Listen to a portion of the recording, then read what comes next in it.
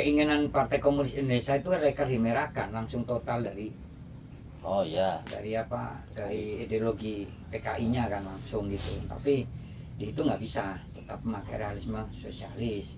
Maka muncullah waktu itu konferensi sastra apa yang membahas harus bukan realisme sosialis, muncullah realisme revolusioner. Karena ketika kemenangan sosialisme ada, revolusi tetap hidup untuk mengontrol sifat-sifat sosialis yang nggak telin, ya, gitu kan. Sifat-sifat sosialis yang akan terjadi otoritarianisme di dalam pertempuran kelas sosialnya. Itu realisme revolusioner tetap itu. Kesalahan politik itu lebih bahaya daripada kesalahan artistik. Kalau kesalahan politik itu akan menghancurkan seluruh organisasi dan bisa membunuh rakyat. Kalau kesalahan artistik masih bisa dibenahi, nggak ngefek ke rakyat, paling ngefek ke karya doang. Kesalahan artistik ya bisa dilihat misalkan apa karya yang kurang enak itu kan kesalahan artistik gitu. Itu masuk ke dunia batin pribadi para lah ya. seniman ya. Gitu. Makanya di situ dijelaskan itu yang menjadi moto utama di Gerakan Sebumi.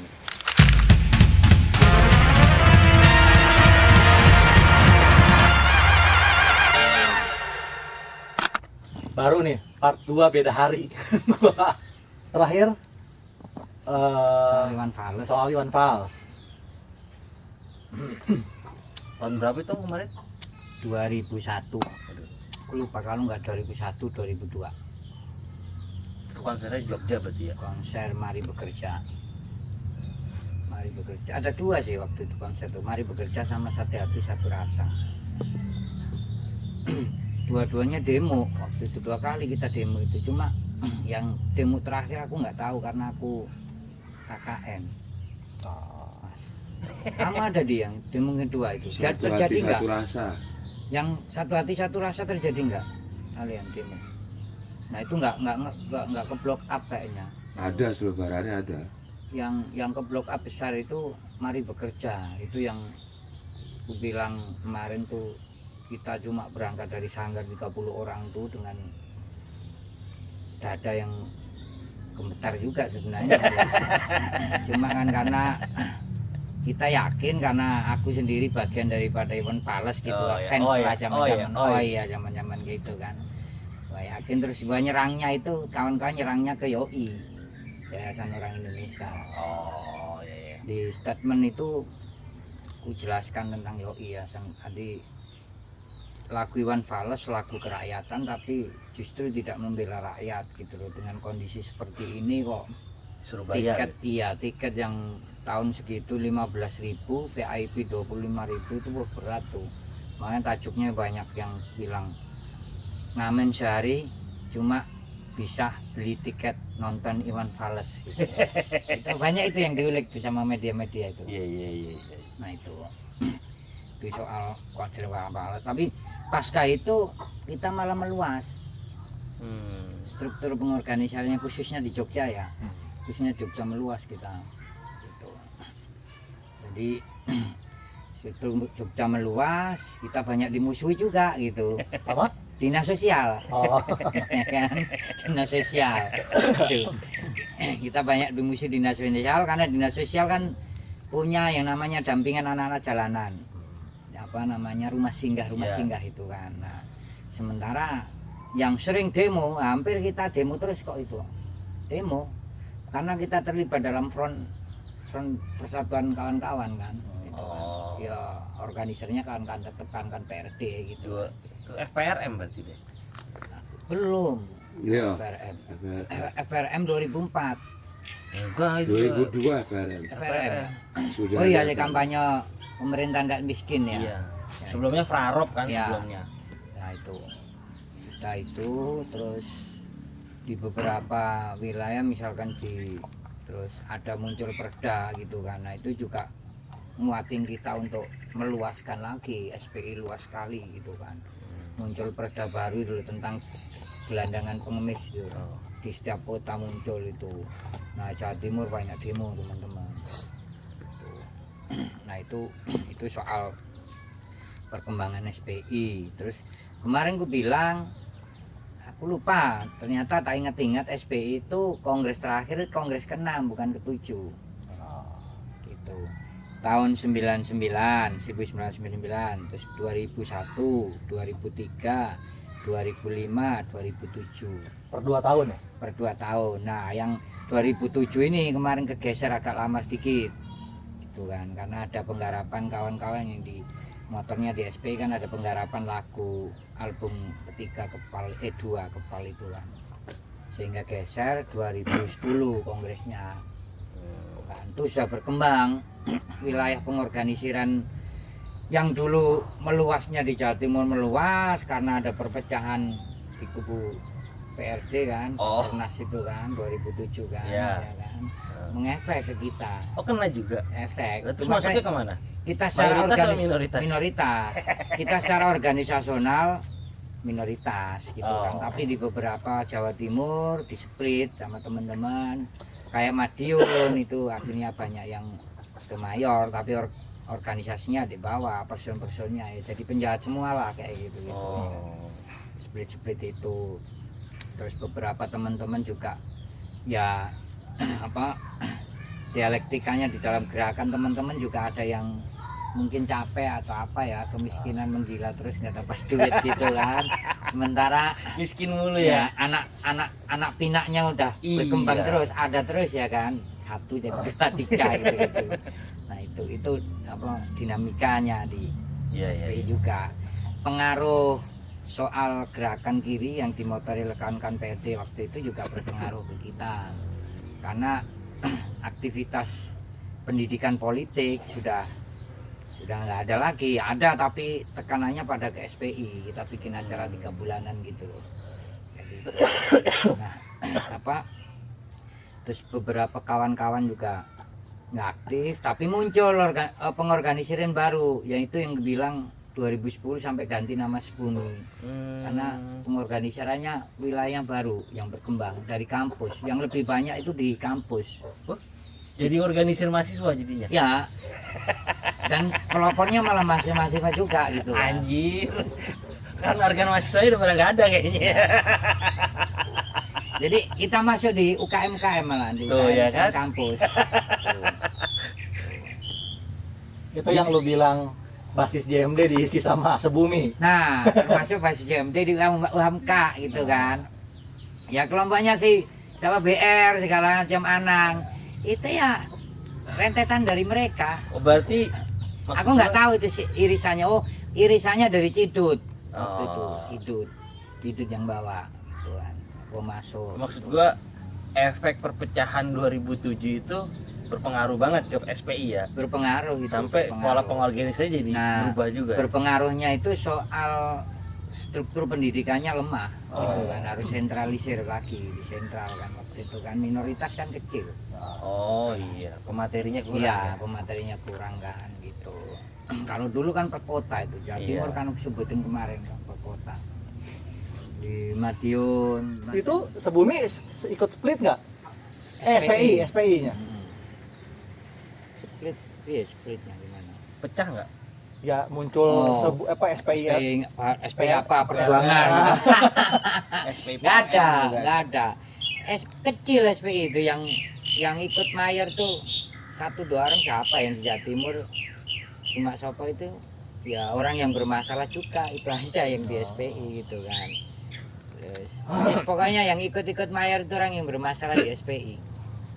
Ya kita syukurin gitu ikut mereka ya kan. Gitu lah. Udah termoderasi kan? Iya, gitu kan. Cuma waktu itu kongres yang ke-5 2007 itu di Semarang. Nah, Marlo datang tuh. Tuh. Marlo datang, kita undang SRMK, tapi belum menjadi titik puncak bahwa perpecahannya sudah kelihatan gitu. Waktu itu kan pas kita kongres gitu.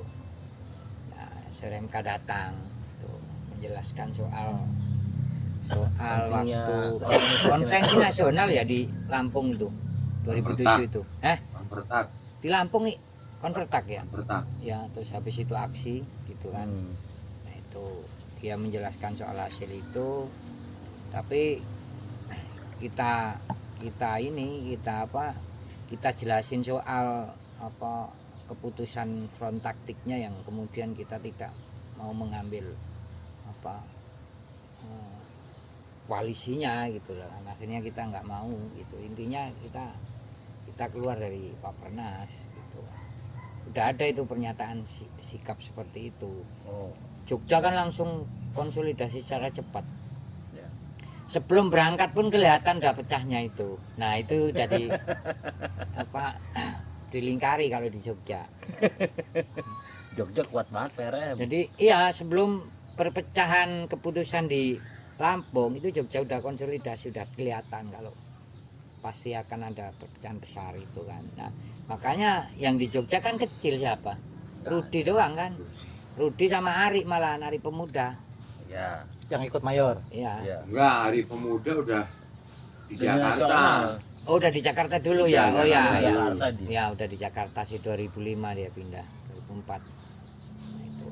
Si Rudi doang. Oh, Rudi. pantas Mahardika pusatnya pindah ke Jogja ya? Ya semuanya di Jogja. Oh, PRM semua ke Jogja. Ya, Oh. pemindahan kekuasaan lah.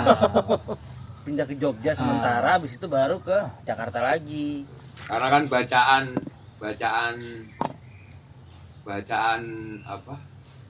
Penolakan apa?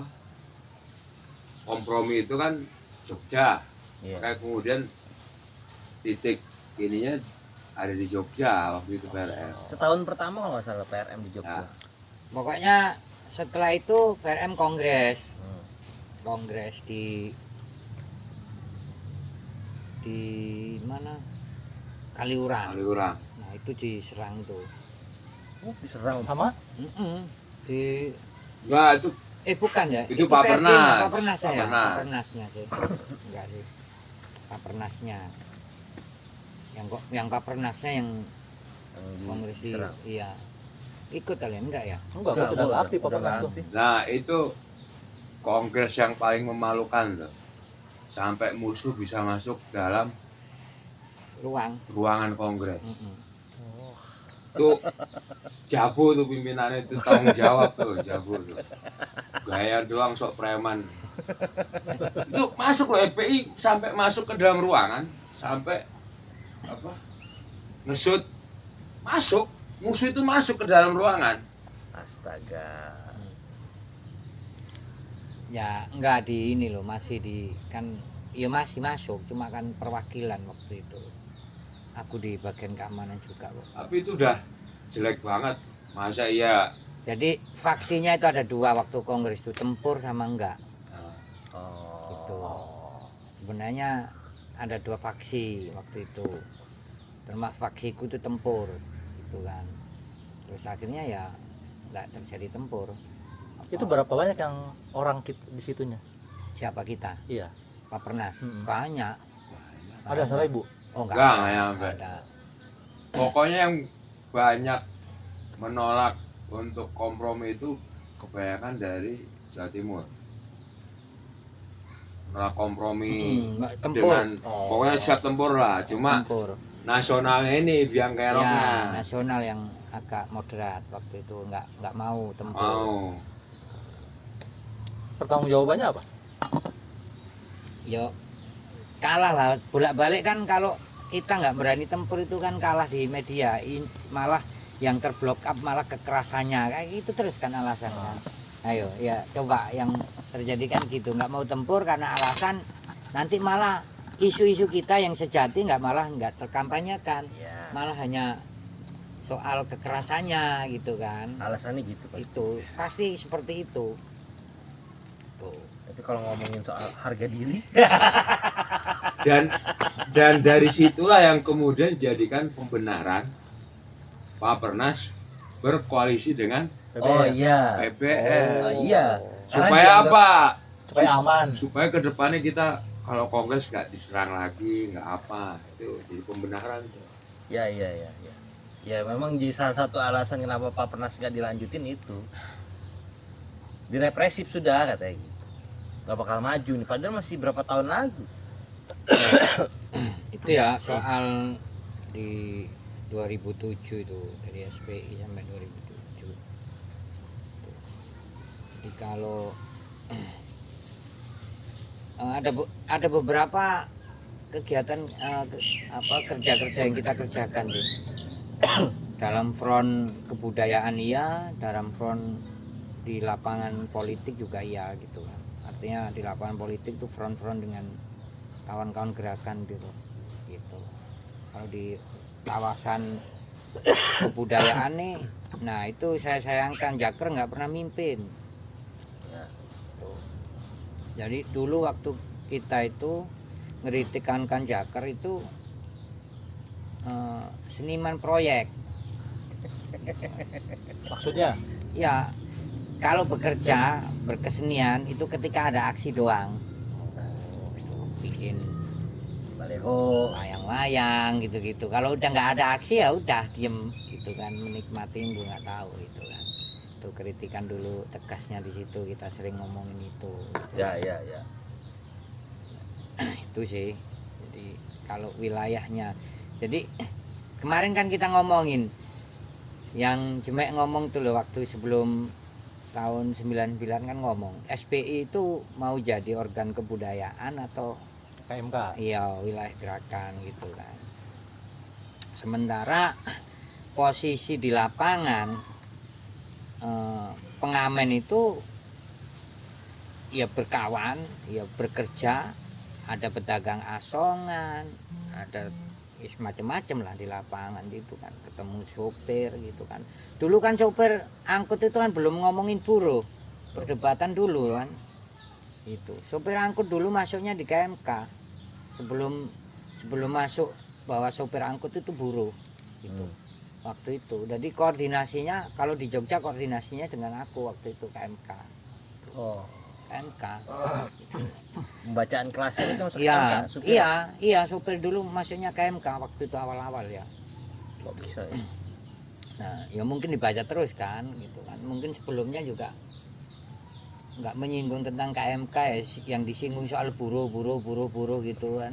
Sopirnya juga nggak di ini kan, nggak diomongin kali ya. Iya, betul. Ya, buruh pabrik aja yang diomongin kan, gitu. Iya, Sopirnya betul, nggak diomongin gitu kan. Walaupun waktu itu akhirnya SBTPI muncul nggak tahu tahun berapa SBTPI muncul. BTPI itu 2001-2002. Nah gitu. itu perkembangannya kan akhirnya ada pengakuan kan bahwa sopir itu juga bagian daripada buruh, kelas Ya. buruh gitu.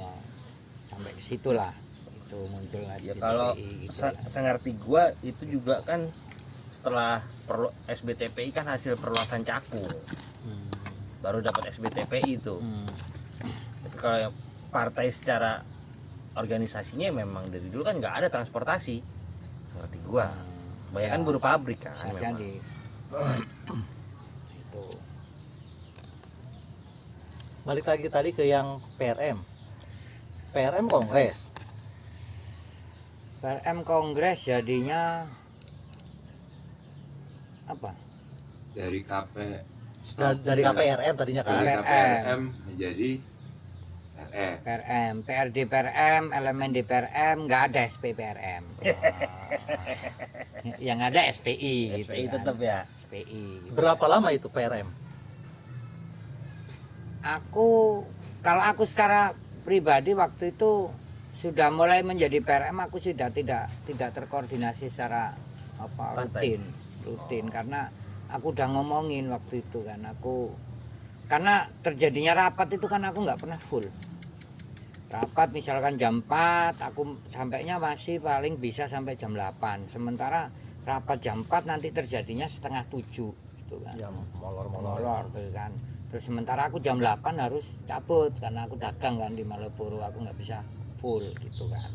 Nah itu yang tak ikutin karena waktu itu aku sudah masuk di kader kan, aku 2004 masuk kader PRD, lupa aku ya. Aku udah masuk di PRD yang lama, PRD kan aku nggak jadi itu kan.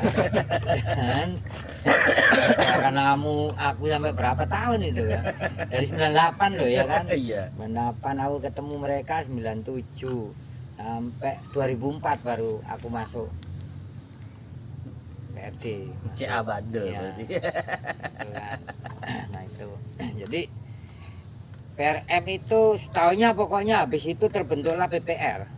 Ya, setahu gua berubah jadi Partai Pembebasan Rakyat Ya, kan. itu jadi PPR tuh gitu. Setelah itu aku nggak tahu, aku udah di Jakarta, aku udah nggak bagian mereka gitu kan. Berarti SPI itu bukan bagian PPR. Bukan bagian PRM. bagian PRM. Bagian PRM. Tapi ke PPR enggak. Jadi waktu itu kan 2007 hasil kongres di Semarang SPI itu menyatakan SPI secara nasional pindah di Jakarta. Iya. 2007 di Jakarta ini. Sebelumnya kan pimpinan nasional SPI di Jogja. Nah, sekarang pindah di Jakarta 2007 kita deklarasi pas matinya meninggalnya si siapa? Ali Sadikin. Pas itu. Kita deklarasi di depan tuku Krok Tuprok gitu kan. Ali Sadikin meninggal. Pas itu. Nah, gitu. Itu deklarasinya kawan-kawan SPI pindah di pusat. Nah, pindahnya kawan-kawan SPI itu dipegang oleh Agung. Nah, itu udah koordinasi langsung dengan PRM nasional. Udah pindah ke Jakarta juga kan PRM nasional itu kan. Itu. Nah, berkelanjutan soal situasi nasionalnya bisa jadi nanti kalau ketemu kawan-kawan SPI nanti kalau kawan-kawan mau gitu kan boleh tuh wawancara selanjutnya dengan ketua-ketua SPI, kongres pertama, kongres kedua, kongres ketiga. Jogja semua ya? Jogja semua itu. Abdi kok ketua SPI kongres ke 4 ya? Di Jogja ya? 5. Pokoknya setelah kancil. 2000 berarti setelah kancil 2003 dia. Kancil. Habis itu Gonjales kan. Ya aku sama Gonjales. Terus 2005 siapa? Kan setelah kancil aku. Mm-mm. Sekiannya Gonjales. Mm-mm. Habis aku si Agung. 2007 aku. Agung sama Sensi. Akhirnya ditampung sama Nata di Peninggilan.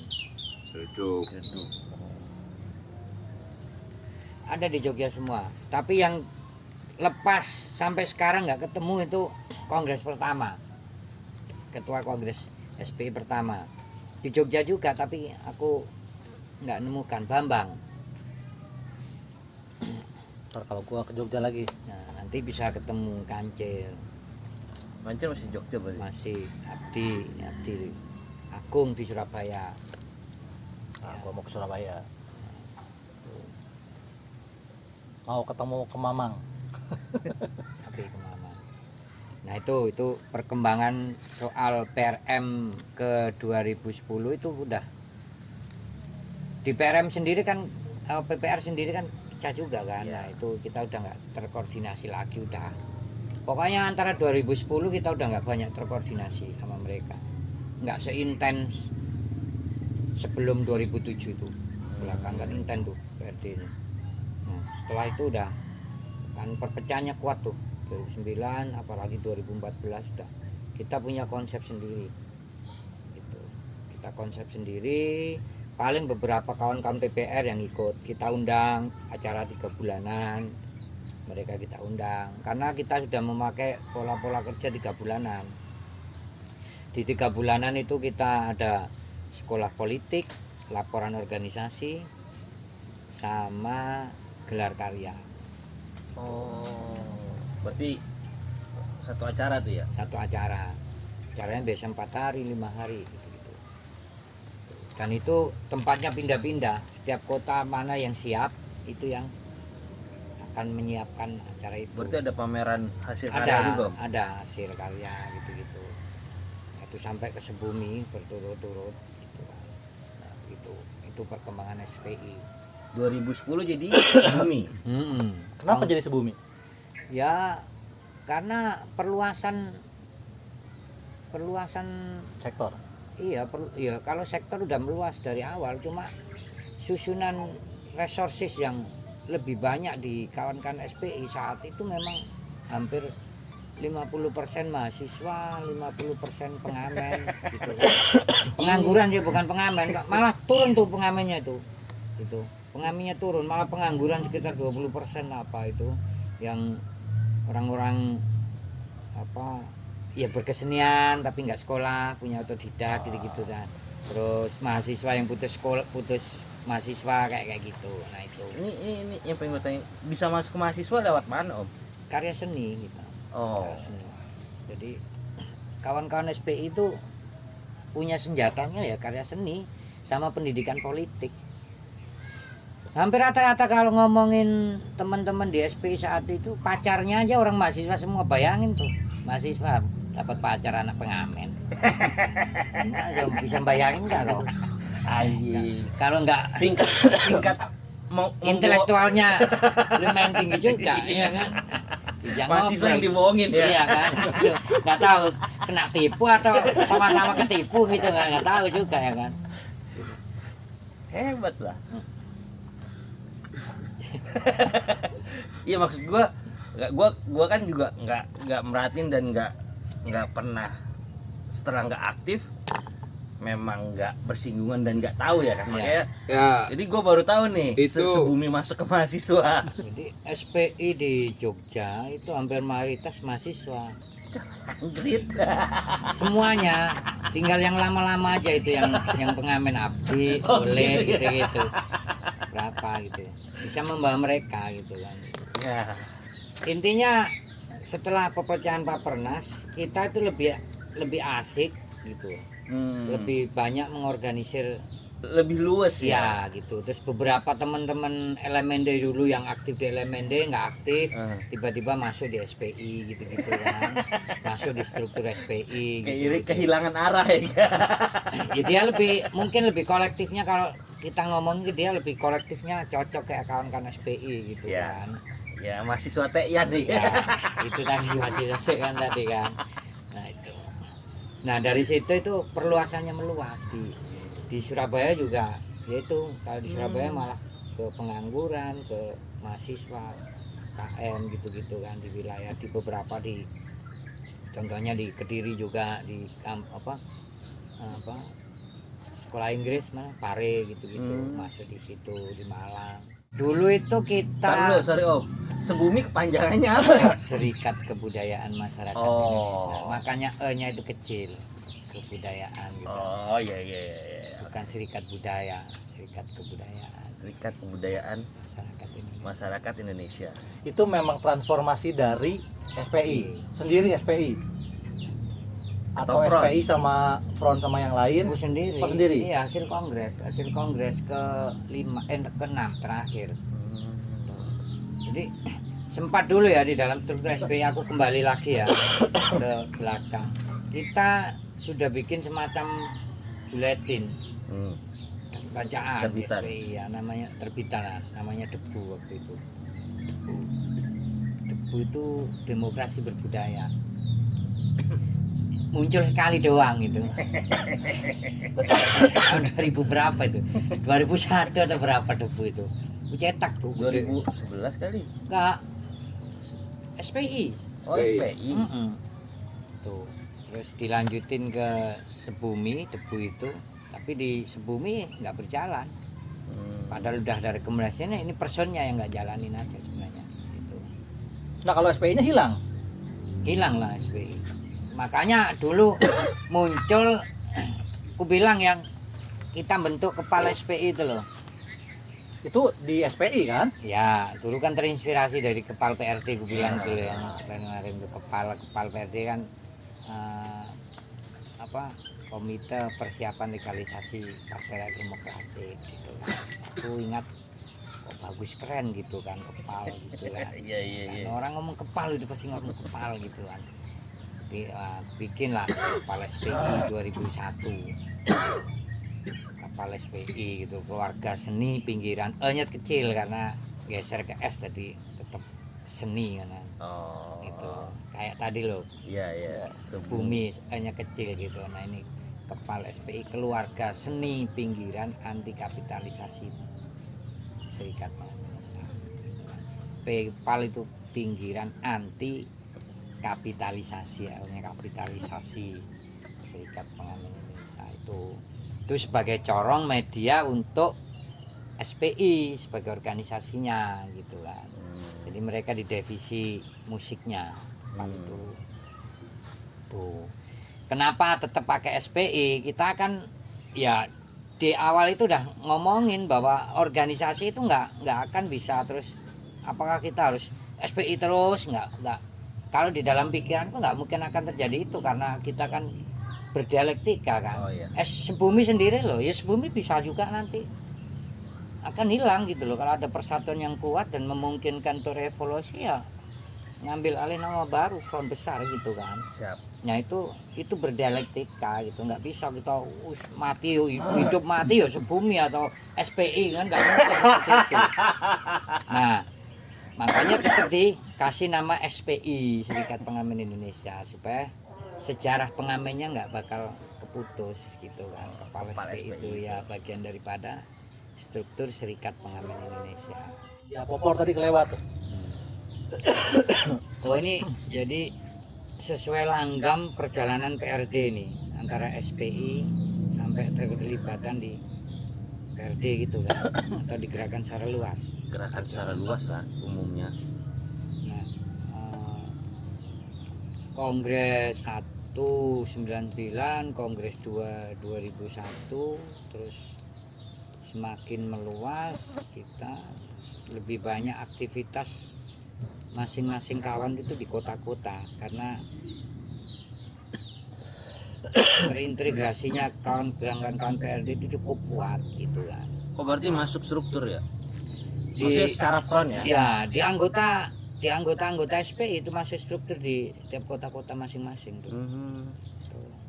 Terus 2004 persiapan apa kongres itu pemilu. Oh iya. PRD bikin Popor. partai front lah itu kan. Namanya popor. Untuk persiapan supaya masuk ke parlementer itu kan. Iya. Konsentrasi kita di sana. Lu deploy kemana? Di Jogja.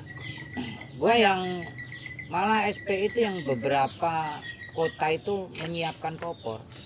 Aku sendiri di kota, terus beberapa kawan di Bantul, khususnya waktu itu yang masih kurang tuh Kulon Progo sama Bantul yang bulan besar itu waktu itu popor.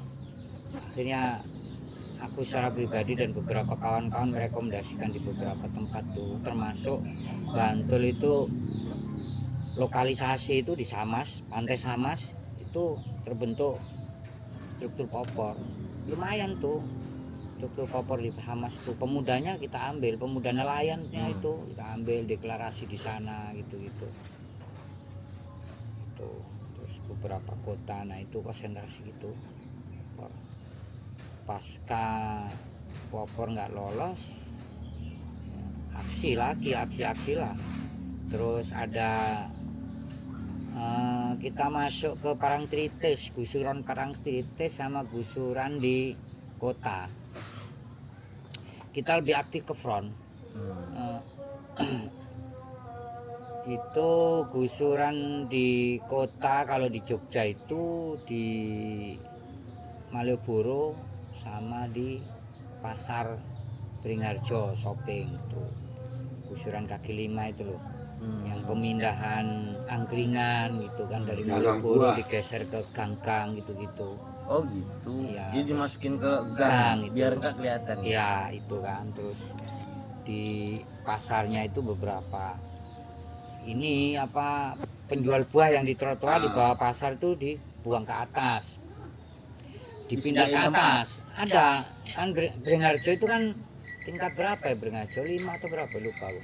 Nah dia dipindah ke atas ya, pada nggak mau ya? Iya gitu kan, pada nggak mau, nggak ada yang beli gitu kan. Terus akhirnya beberapa mereka pindah ke, disiapkan di pasar Gading waktu itu, pasar kecil gitu Gading. Terus ada beberapa yang menolak, itu aksi terus tuh, yaitu itu juga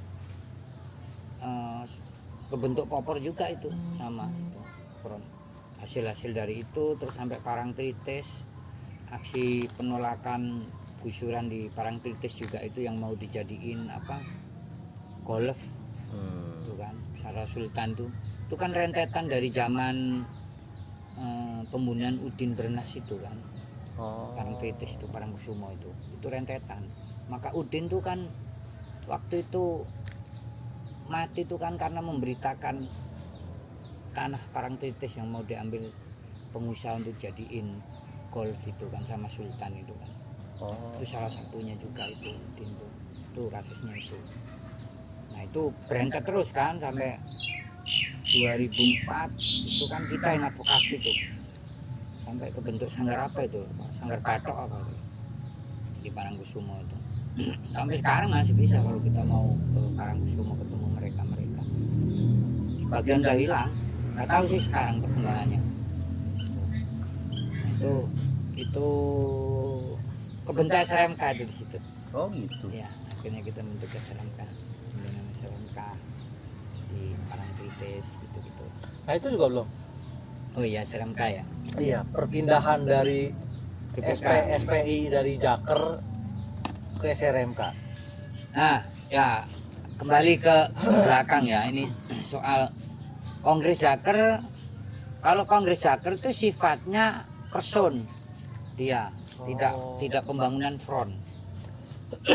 Meleburnya antara organisasi ke dalam Jaker tidak, karena kayaknya persiapan pembentukan struktur Jaker tidak sama dengan pembentukan struktur SRMK. Sebenarnya kongresnya itu duluan Jaker daripada SRMK.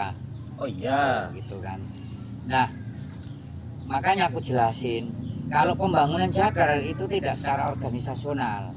Gitu. SPI masuk di Jaker itu tidak secara organisasional.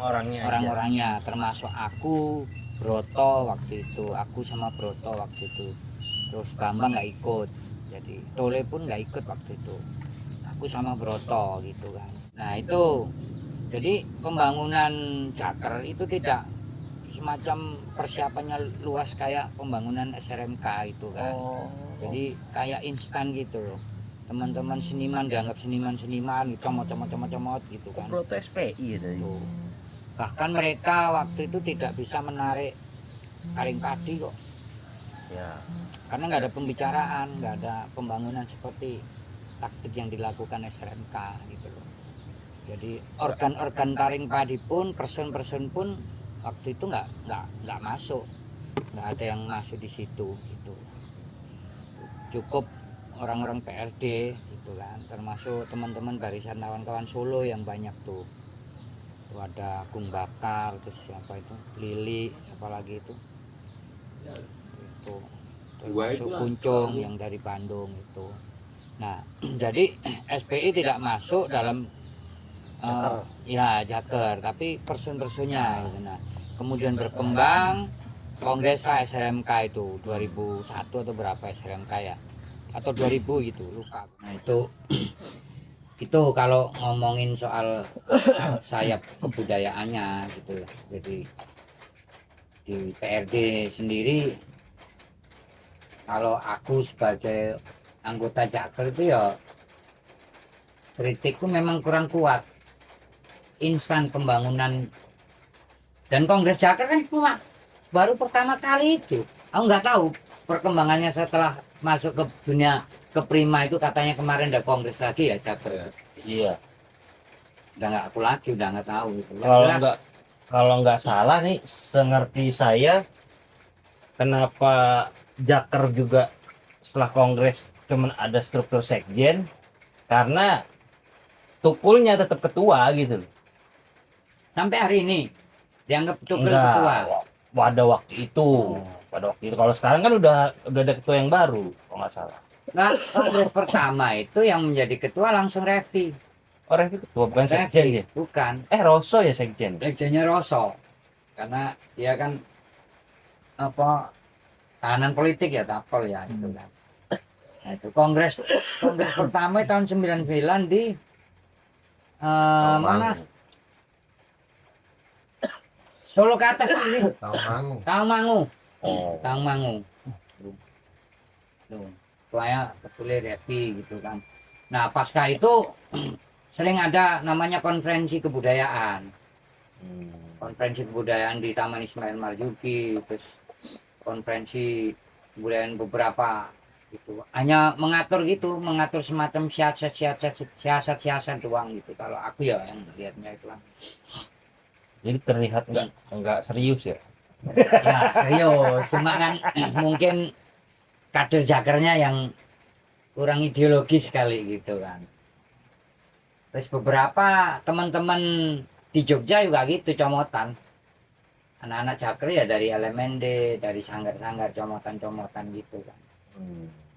Ya mungkin aku karena aku belum kader di PRD, jadi rapat-rapat internalnya nggak paham. Ya termasuk Oteng, terus si siapa itu lupa aku yang temennya Oteng ini yang Semar Mendem semua itu loh. Itu kan dimasukin jaker tuh. Konvensi nasional jaker datang. Ya dari LMND tapi ininya jaker dan kebudayaannya kayak gitu kita ketemu di lapangan. Jadi nanti pasti ada yang double nih pembahasannya nih. Gua lupa juga tadi. Apa tadi terakhir? Sampai di pembangunan jaker terus itu kan perluasan. SPI kan tidak secara organisasi kalau jaker. Ya. Masuk ke SRMK. Ya, SRMK. Kalau SRMK itu justru konsolidasinya lebih panjang dia gitu. Sampai kita mengusulkan di divisi nanti SPI secara organisasi harus masuk di SRMK. Gitu. Akhirnya di SRMK kita perwakilan siapa waktu itu? Kancil. Kau enggak Gi? Kancil SRMK itu. Rekomendasi SPI masuk semua itu. Pokoknya divisi pengamennya nanti ketua divisi pengamen itu tetap ketua SPI. umum SPI gitu. Oh. Akhirnya di situ. Jadi divisi pengamen di divisi SRMK kan banyak tuh. Divisi pengamen, pedagang gitu-gitu kan. Oh. Gitu. Per divisi itu di SRMK itu Gus strukturnya. udah nggak aktif sih pas SMK. Nah itu masuk pengamennya SPI secara apa struktur. Jadi ketua umum SPI itu juga ketua divisi Pengamen. nasional SRMK itu. Nah itu satu terus akhirnya berkembangnya kita semua fokus di sana. Itu sebenarnya melelahkan juga gitu kan, artinya bahwa SPI udah meluas gitu, tidak hanya, nah itulah mungkin perkembangannya sampai jadi sebumi. Kalau dalam rentetan ya dialektikanya ya, konsentrasi kawan-kawan banyak di pedagang malahan gitu. Oh, karena masuk SRMK sektornya jadi lebih luas lagi. Tambah jadinya. luas karena kita ngebantu membackup SRMK. kawan-kawan di SRMK. Misalkan aksi-aksi gusuran kan semakin luas tuh. Karena waktu pemerintahan Megawati mencanangkan Siti Widat Slem itu loh. Oh. Kota tanpa kekumuhan. Nah, adanya kota tanpa kekumuhan itu kan banyak gusuran-gusuran Iya. pedagang gitu-gitu. Kampung. Terus, iya gitu-gitu. Pedagang yang paling banyak Iya. gitu. Zamannya Megawati itu. Ya, kalau Itu Jakarta konsentrasinya sih, kita di sana. Jadi, nah terus perkembangan sampai ke Popor tadi udah kujelaskan kan. Gitu. Nah itu sih sebenarnya kalau di SPI. Kalau ngomongin soal 2005 mungkin Abdi juga banyak ngomong nanti di SPI-nya kan dia ketua Serikat Pengamen kan sampai perkembangan 2007. Karena waktu itu aku sendiri otoritasku udah nggak ada gitu kan. Aku aktif di Jogja. Sendiri, terus aku ngurusin Kepal. Karena emang sih setelah Kongres 2003 lah. 2005 ya. 2005 perkembangan itu justru konsentrasinya malah ke dunia kebudayaannya. Kita lebih meluas ke situ karena struktur di SPI juga sudah berkembang meluas, membangun SRMK, terus dialektikanya itu sesuai dengan apa tumbuh berkembangnya PRD. Semakin sulit juga kita. 2007 perpecahan itu berpengaruh ke kita.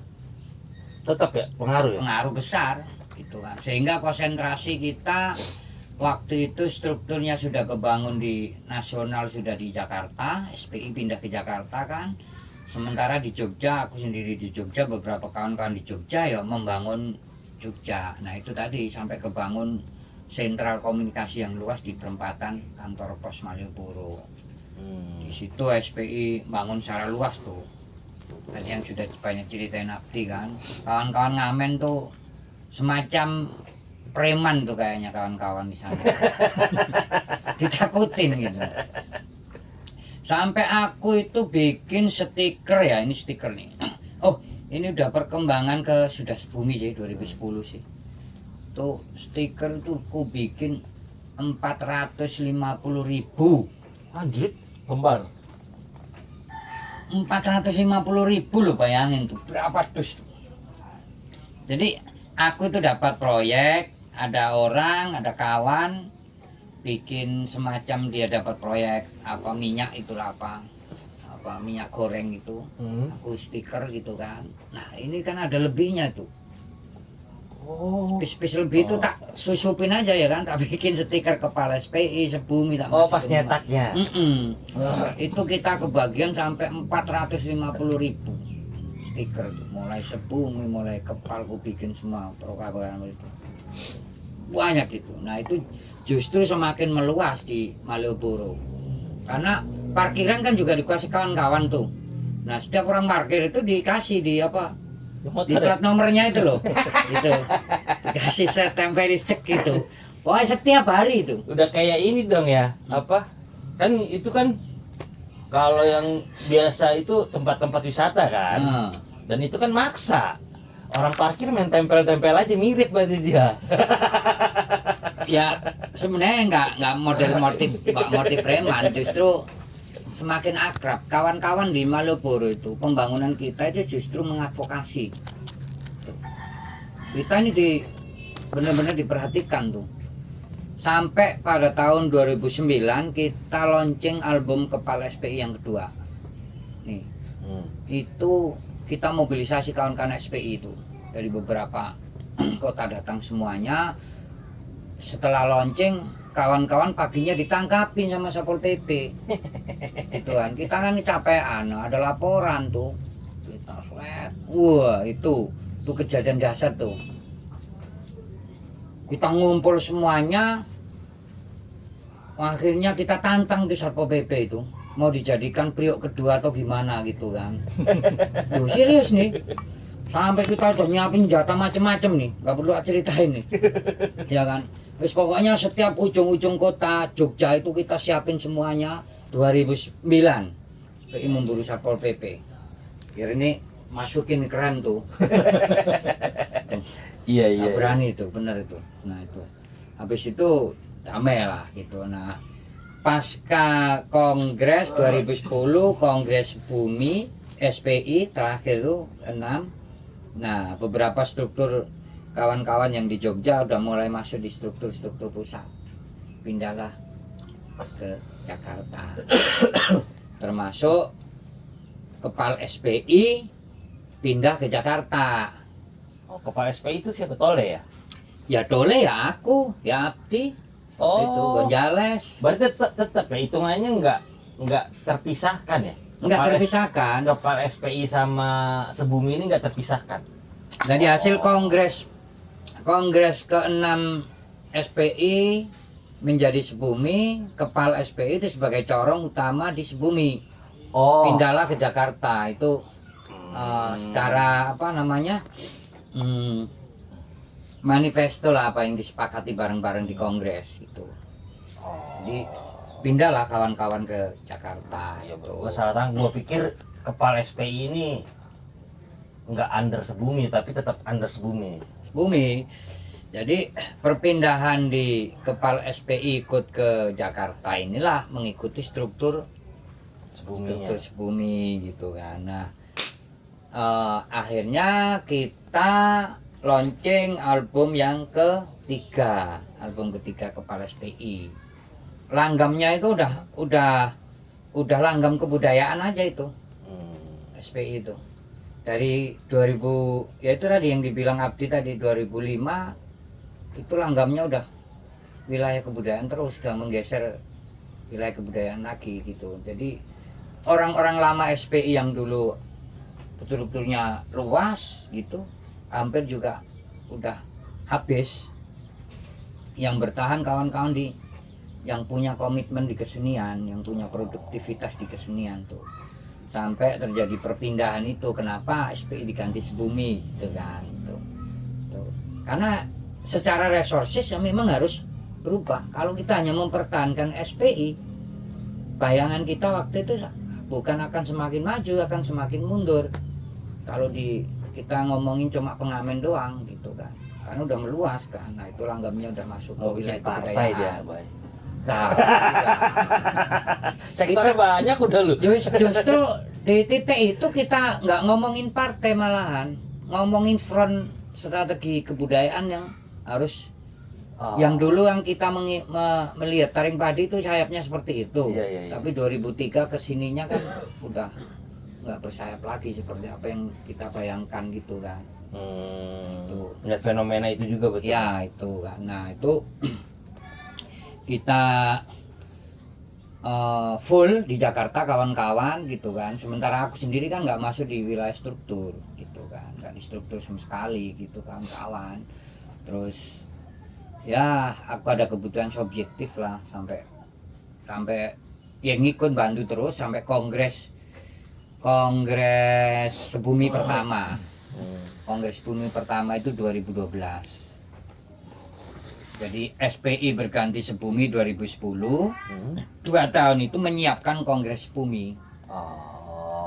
Strukturnya masih kepilih masih lama, si Agung sebagai ketua, sekjennya Gonjales ya, Dik? Agus tetap Agus 2 kali ngeban. Aku lupa aku. Kolektifnya si Agung ya Agus. Oh iya Agus sekjennya. Terus yang Kongres Sebumi baru berubah. Ketuanya Agung, sekjennya Nyonyor. Itu. Sekretaris jenderalnya Nyonyor itu. Udah berubah strukturnya. Sebumi berapa kota? Berapa provinsi? Sebumi waktu itu masih tetap waktu itu ya saat kongres itu ya simpulnya SPI, masih simpul SPI. Jawa Timur, Jogja, Jawa Tengah, Jawa Barat, DKI, terus Maluku Utara. Anjir, jauh juga. Kalau Tual itu karena di Jogja itu loh, anak Tual gitu kan. Tual tapi tidak terbangun di Tualnya. Tapi Tual itu mana? Tual itu Maluku Tenggara. Oke, itu Oke. Itu. Terus Lampung lepas udah. Ya udah itu aja sebenarnya. Kalau Sebumi. Nah itu. Dalam perkembangan nah, tuh nggak tahu tuh. Tiba-tiba kepal kan struktur kepal kan sudah dirubah tuh 2013-an. Itu udah Sebumi tuh. Aku udah nggak jadi vokal gitu kan. Yang masih bertahan Abdi, Tole, Gonjales, Oteng, berempat nih. Yang kawan-kawan kepala lainnya ada problem-problem gitu, biasalah kenakalan gitu kan. Ada yang di penjara, ada yang demo segala macem kayak gitu. Tinggal itu ya itu kan. Nah, setelah itu justru nah ini Sebumi nih kekosongan nih. Di tahun 2013 antara 2014 strukturnya hancur. Oh, sama aja berarti memang Iya. Pola gerakan kan 2000 Segitu. 2010 hancur kan maksudnya. Iya. Pola gerakan Hampir sama dan itu Sebumi juga kena maksudnya. mengalami Sebumi. Intinya di 2013 sampai 14 nih strukturnya hampir bersih. Kepal pun balik ke Jogja. Itu mungkin nanti Abdi nambahin apa. Karena internal waktu itu aku belum nggak paham sama sekali. Yang jelas laporan-laporan aja di dalam itu.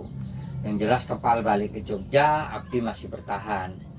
Nah struktur Sebumi ini masih dia aja. Udah nggak ada kekosongan sama sekali. Oh.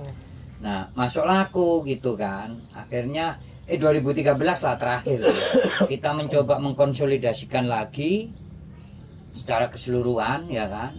Jadi kawan-kawan yang nggak aktif itu kita konsolidasikan lagi, aku yang mengkonsolidasikan kembali, itu kan, undangi jadi pleno nasional. Pleno nasional pertama itu sekitar 2013. Itu karena situasinya sudah tidak memungkinkan di struktur bumi. Kita terus seharusnya itu KLB, Kongres Luar Biasa, tapi tidak terjadi karena kawan-kawan yang kita undang juga tidak kuat untuk melakukan itu, yaitu dialektika tadi ngomongin soal kebutuhan subjektif itu. Tapi datang tuh semuanya, hampir semua. Yang tidak datang itu ya kawan-kawan di Kepal malahan nggak datang. Jales, Dole nggak datang tuh malahan. Tapi beberapa kawan-kawan di daerah ada di Semarang, di Kendal, di mana di Jawa Timur gitu kan, teman-kawan Ternate itu datang. Terus Jawa Barat, di mana sini Jakarta gitu, itu pada datang tuh. Itu plenas pertama di Pacet, Jakarta, Jawa Timur. Nah itu menghasilkan akhirnya kita nggak ada kongres luar biasa, tapi disepakati karena memang situasi yang tidak memungkinkan dan harus segera untuk konsolidasi lebih besar itu, ketemu itu akhirnya menghasilkan struktur sebumi yang dulu permanennya lebih luas semakin diperkecil. Jadilah sekretaris nasional itu aja, Seknas. Seknasnya terpilih aku. Tuh, nah itu baru memimpin sebumi itu pun tidak memimpin. Seknas itu sifatnya mengkoordinasikan aja. Nggak ada pimpinan apa rapat gini-gini, nggak ada. Mengkoordinasikan, terus bikinlah metode 3 bulanan. Metode 3 bulanan yang ini nih. Metode 3 bulanan yang dipastiin secara permanen tuh sekolah politik, laporan organisasi, dan gelar karya. Per 3 bulan. Itu sudah semacam apa ya? Di kota masing-masing? Enggak, langsung nasional tuh. Berarti 3 bulan ketemu pertemuan Ketemu nasional. ya, mulai rapat, mulai laporan segala macam itu. Itu sudah apa ya? Sudah meluas itu apa namanya? Fleksibel. Menurunkan kegiatan. Udah menurunkan itu. Iya. Karena kita nggak ada ketemu kalau nggak 3 bulan. Dan itu terjadi masih terus sampai tahun 2017. Terjadi terus tuh. Per 3 bulan di Jawa Timur waktu itu, terus di Jogja, terus di Rembang, terus di Kendal, di Rembang, di Jogja lagi, di Jakarta. Tuh. Itu terus tuh. Dengan gelar karya gitu-gitu. Tuh. Itu perjalanan yang kita lakukan gitu kan. Sehingga kepala SPI di 2014 itu sudah tidak terkoordinasi dengan sebumi. Tidak terkoordinasinya, nggak ada legalitasnya ya? Iya, sudah nggak ada. Kita juga melepas gitu. Real. Jadi kepala maksudnya SPI berjalan sendiri. Jadi maksudnya nggak ada surat pengunduran diri, pemecatan tuh Nggak ada. Kita nggak ada. Yang jelas kalau di dalam keanggotaan sebumi kita namanya bukan pemecatan, penurunan level anggota kader menjadi calon anggota. Udah, kalau udah CA udah lepas. Nggak ada usulan, nggak apa, ya udah kamu simpatisan. Nggak ada hak suara. Iya, nggak ada suara, kita nggak ada pemecatan, cuma ya simpatisan aja, terserah gitu. Nah itu perkembangannya, sehingga 2014 akhir karena kekosongan waktu itu terjadi pleno nasional di Rembang yang pembangunan pabrik semen tuh. Itu baru 3 bulan berdiri loh kita di sana. Sebumi di sana gitu kan, belum ada listrik, kita bikin pleno nasional di sana, muncul Pandai Api gitu. Karena kekosongan divisi musik, aku sama Abdi bikinlah Pandai Api, tetap Pandai Api sebumi. Kalau dulu ada kepala SPI, sekarang ada Pandai Api. Roy seneng dong. Ya seneng nggak seneng ya. Wong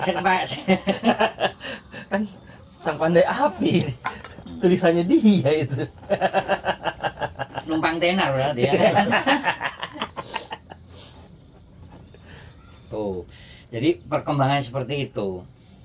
Terus di divisi Pleno Nasional itu berkembang, cuma ada Sekretaris Nasional, terus divisi musik Pandai Api, terus divisi sastranya ada Lestra, Kelana itu masih.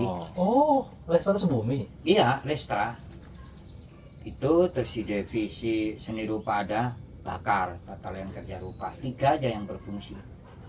Nah, sampai sekarang akhirnya Lestra enggak kita keluarin karena secara lembaga di bawah Kelana ya udah dia yang mendiri sejak awal dan memang direkomendasikan di Sebumi, sama dengan kayak Kepal dulu itu lah. Udah Lestra udah enggak semenjak 2019 ya. 2019. Nah, tinggal Bakar sama Pandai Api itu.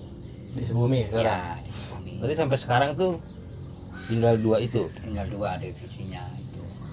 Sekarang ada berapa kota? Makin surut. Makin surut. Pembangunan kembali. Jadi kota-kota yang dulu udah berdiri udah nggak ada. Tapi ada pembangunan. 2014 kita membangun di Jawa Tengah, khususnya di Tegal, di Purwokerto, di kampus UIN, kampus dari STEN sampai IAIN sampai jadi UIN. Sebumi mendorong sampai terbentuk UKM, UKM di di kampus UIN. Bayangin tuh.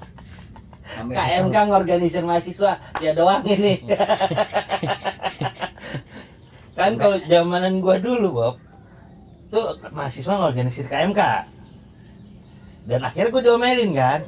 Lu ngapain mahasiswa ngurusin KMK? Balik lu kampus sono, biarin kasih Marlo aja itu. Oke, kan begitu. Ini gua ini kan baru lagi nih. Ini KMK-nya yang organisir mahasiswa.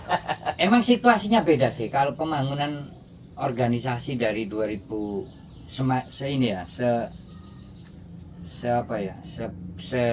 dengan perkembangan dunia media sosial atau gadget, itu pembangunan pengorganisiran sangat berbeda dengan sebelum dulu, dia itu ya. Jadi semacam Jokowi berkuasa itu pembangunan organisasi juga beda memang. Itu yang kita rasakan ya dalam pengorganisiran juga sama gitu kan. Karena emang orang lebih percaya dengan gadget kok sekarang. Ilmu pengetahuan pun di sini semuanya. Pendidikan politik pun berkembang gitu. Kemarin aku pernah cerita di front kawan-kawan tuh. Sekarang tradisi pendidikan politik sedikit. Gitu kan. Anak-anak Gen Z sekarang itu lebih banyak dia punya pandangan politik karena membaca. Ya, betul. Gitu. Karena ngikuti media sosial. Nah, sama dengan kalian kayak gini, ini kan pendidikan politik. Gitu. Harapannya. Bukan harapan. Ini tesnya ya, tes antitesisnya. Dani misalkan. Dani dengerin loh. Kemarin buka harus balik misalkan, harus balik di YouTube, dia tahu tuh. Saya kemarin cerita dia kan gitu kan. Podcastnya Bung Daniel gitu kan, perkembangan. Nah, itu salah satu pendidikan politik gitu kan. Dia perkembangan tahu di situ. Artinya bahwa emang dunianya beda gitu. Makanya orang sekarang organisator banyak mengeluh gitu. Nah, kalau gua bilang ya kalian mengeluh karena kalian tidak mengikuti zaman. Iya. Sekarang tuh jangan jadi organisator, jadi influencer. Ya mungkin itu perkembangannya. Iya, Chris. polanya ya. Jadi apa? Ya itu yang dinamakan organisator gitu kan. Nah, persaingannya semakin ketat hari ini dunianya gitu kan. Ada yang dunia bener-bener misalkan ngomongin soal materialisme dialektika historis bener-bener ilmiah, ada yang juga setengah hati juga gitu kan. Kalau gua ngomong ke kawan-kawan gengsi sekarang, boleh kalian mengenyam semua apa yang kalian lihat di media sosial, tapi diskusikan. Itu sangat penting gitu. Karena kita tidak bisa kita cuma ya sama dengan kalian ketika kalian makan sudah kenyang, kalian masukin lagi ya akhirnya muntah gitu, nggak cukup. Nah itu penting gitu. Karena kalau nggak penting ya bisa cuma menurut saya ya jadi petualang politik aja, nggak membangun organisasi itu, cuma ngomen-ngomen di media sosial. Tapi gitu. yang terjadi kan sekarang begitu ya. Iya akhirnya banyak orang jadi petualang politik gitu loh, ngomongin kawannya sendiri, tidak membangun bagaimana gerakan seharusnya berorganisasi gitu, menata kembali gitu-gitu. Jadi semacam dia punya kebebasan gitu, euforia yang tinggi, loss, gak ada kontrol gitu. Dunia hari ini seperti itu. Dan ini harus digarisbawahin, Bay. Maksud gua kan dia ngalamin nih dari zaman ngorganisir, dari ya benar-benar organisir ya, nggak ada apa, bikin organisasi dari dari nol, dari sampai zamanan kan zamanan milenium sekarang nih. Kan dia ngalamin. Maksud gua ya sampai hari ini gua masih di bawah. Gua asik sih gitu ya. Jadi ya walaupun sedikit gaptek tapi aku juga mempelajari gitu kan. Ya walaupun tidak sepenuhnya aku pelajari, misalkan dunia digital aku sudah mulai mempelajari lah, ngedit karena udah nggak ada kawan gitu kan. Sekarang dunianya juga beda gitu. Sama gua dari goblok-gobloknya gua nggak ngerti apa-apa ya, mau nggak mau sekarang harus ngikut ya, sedikit belajar. Nah itu Dan yang belajar tuh kukerjakan. sendiri ya. Nah kan tutorial banyak gitu. Nah itu yang ku pelajari sekarang gitu. Jadi ilmuku ya Mbah Google gitu kan. iya. Semua Mbah Google ku pelajari gitu. Kita gampang ngetik des udah nongol nih. Iya. Apalagi AI sekarang gitu Iya. kan. Sesuai dengan apa yang kita inginkan. Gue pernah tuh beberapa itu lagu misalkan. Nih eksperimen kan lagu. Misalkan lagu Pandai Api misalnya tragedi tak bikin rock gitu kan. Ada gitu ngerok gitu kan. Tapi menurutku nggak ngesol gitu loh, nggak ngesol. Tak bikin reggae, ada reggae gitu lah, nggak ngesol nih, kurang gitu. Terus gua coba bikin lagu sendiri dengan kayak gitu. Ada yang pas, ada yang enggak. Gitu. Mungkin yang nggak pas tuh karena arahanku, tulisanku gitu kan. Jadi semuanya dimudahkan hari ini. Gambar ya, beberapa gambaranku juga dari AI. Gambaranku itu cuma aku ini tapi tak kembangkan secara luas, nggak harus full melihat hasil dari AI. Aku nggak di situ, cuma masih iya tak olah kembangkan, lagi. tak olah lagi dari sekian. Misalkan aku di sini gitu ya, di belakang tuh macam-macam, ada warna-warna lain gitu, nggak full aku di situ. Itu ada beberapa karyaku di situ juga gitu, karena memang bagus sih kalau menurutku, walaupun aku di dunia dulu itu kan menolak digital aku. Iya, harus handmade gitu kan. Gila itu, sampai ngomong komputer dulu itu aku nggak bisa ngapa-ngapain, cuma ngetik doang. Waktu di organisasi yang ngetik press release segala macem, bisa aku menghadapi komputer cuma ngetik gitu, itu doang. Gitu. Email pun aku diajarin teman-teman ngirim ke email atau apa gitu, udah penuh dia ya, cuma email sama ngetik aja udah, itu aku dulu. Karena koordinasi yang kita misalnya undangan pleno nasional kan kita lewat email semua undangan. Jadi data dari kawan-kawan anggota yang aktif nggak aktif itu ada di email semua. Tapi ngorganisir di grup WhatsApp masih dong. Nah kalau itu nggak tahu sih namanya ngorganisir atau apa. Kalau sekarang gua lebih bilang kita bermain jor-joran dan dor-doran. Apa tuh maksudnya? Jor-joran itu jor-joran karya, banyak-banyaknya karya. Walaupun ketemu dengan kawan sendiri, beda konsep, beda ideologi, beda tujuan segala macam, kita harus bersaing dalam karya. Gitu. Sebanyak mungkin karya itu dibikin. Itu namanya jor-joran. Tapi kita juga harus mempelajari tentang tidak hanya propagandanya tapi artistiknya juga dimainkan, kekiniannya juga dimainkan dalam karya jor-joran itu. Jadi kalau semacam festival itu kita kayak apa, berperan di dunia festival, tapi ini bukan ya festival nyata gitu loh. Siapa yang memenangkan medan di lapangan gitu dengan jor-joran karya. Tapi kan sekarang jor-joran karya pun juga ada pembusukan model-model di media sosial itu kan. Sekarang siapa yang punya follower banyak ya karyanya yang meluas. Nah itu yang masih belum kita punyai. Ya salah satu podcast ini juga gitu kan, Nah, menurutku di dunia sekarang harus kayak gitu. Bikin teman sebanyak-banyaknya, terus karya, karena kita udah nggak ada televisi yang kayak dulu kan. Televisi kita ya di media sosial gitu. Nah itu jor-joran yang di situ. Kalau dor-doran semakin tegas kita ngelawannya dengan karya-karya yang semakin lugas. Oke. Karya ini tidak bisa ditutupin sekarang. Kita harus memang dor-doran. Dor-doran itu perang. Baik perang dengan rejim maupun perang dengan kawan-kawan seniman di dunia maya gitu kan. Kan banyak juga orang-orang yang anti politik loh. Itu seniman yang anti politik itu banyak juga, apolitis gitu. Padahal dia suaranya suara pemerintah. Dia cuma ngambil dana pemerintahan gitu-gitu, hibah-hibah dari pemerintahan yang karyanya semakin lunak gitu kan, cuma keindahan-keindahan semu yang kita menganggap itu keindahan semu ya, walaupun dia ngomong ini keindahan tapi kita bilang keindahan semu gitu kan, karena kita masih berbasis apa Ngelawan. iya, karya itu ya berdasarkan lingkungan, berdasarkan rakyat, dialektika rakyat gitu kan. Ngomongin omnibus law, ngomongin ya hari ini kan semakin runyam nih kasus-kasus politik nih, makin gede men, nggak semakin turun. Nah itu disikat dengan karya-karya yang sifatnya dor-doran, perang. Nah, Tapi itu sih kalau kita Pernah sekarang ngalamin ngomongin- ini nggak Om? Kan sekarang nih banyak nih. Entah ya, kalau itu kan biasanya kritik langsung ke pemerintah, ada aja tuh yang ngelaporin kan kayak gitu-gitu kan. Mm. Pernah ngalamin itu?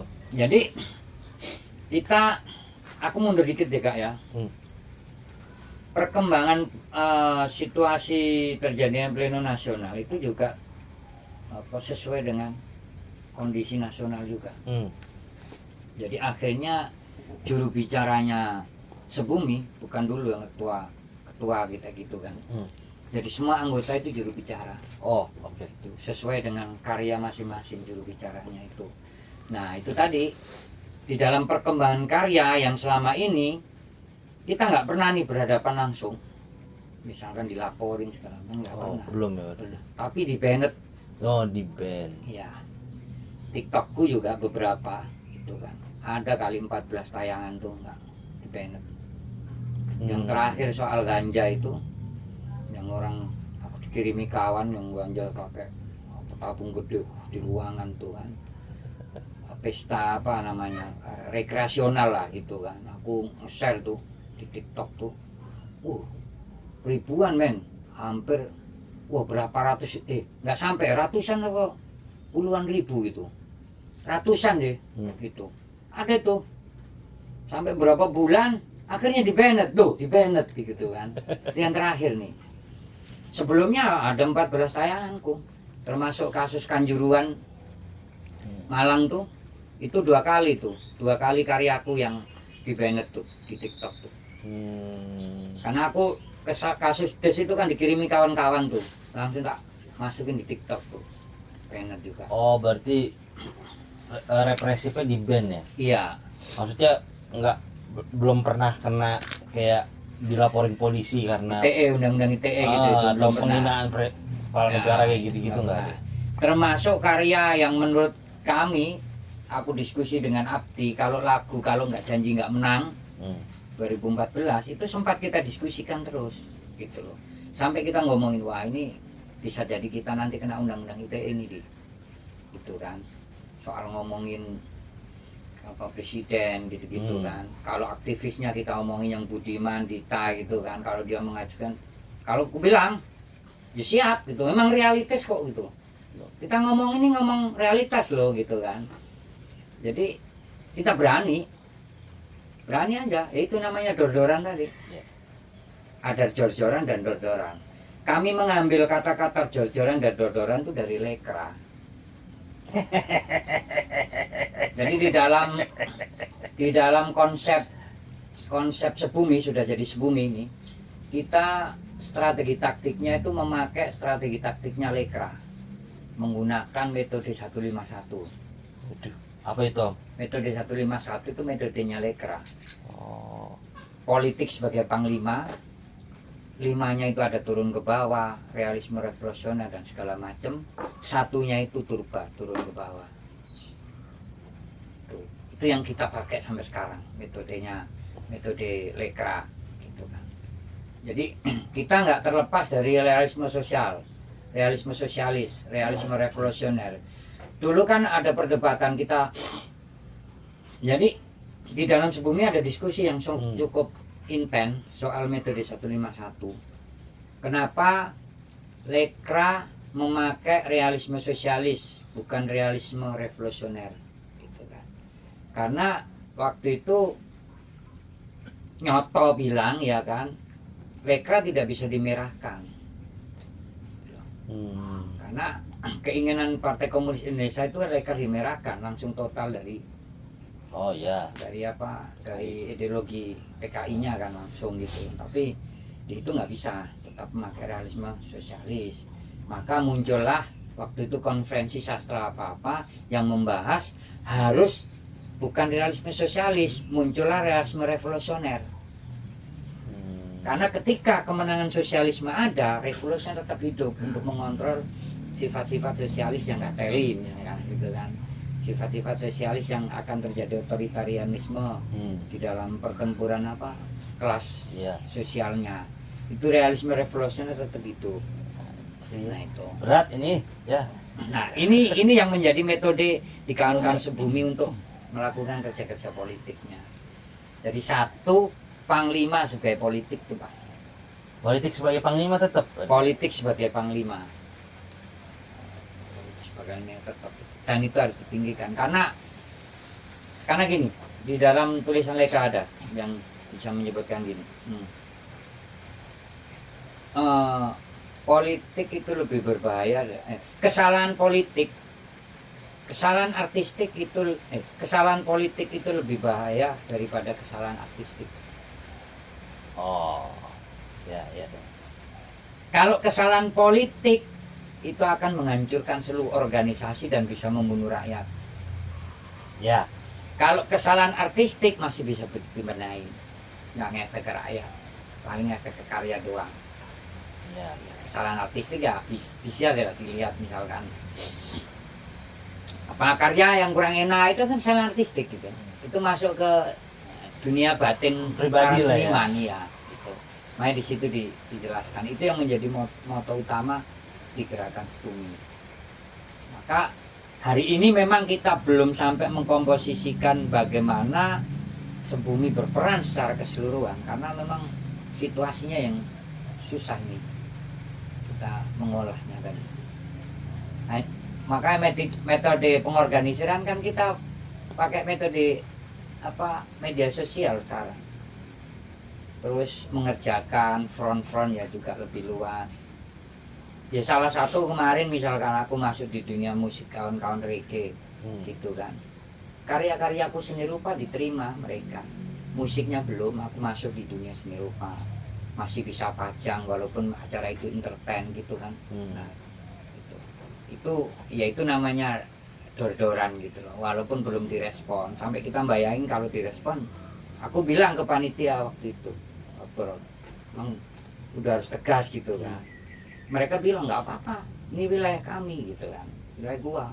Kepolisian segala macam nggak ada aturan. Kalau udah masuk di wilayah acara kita, acaraku gitu, ya udah itu wilayah kita.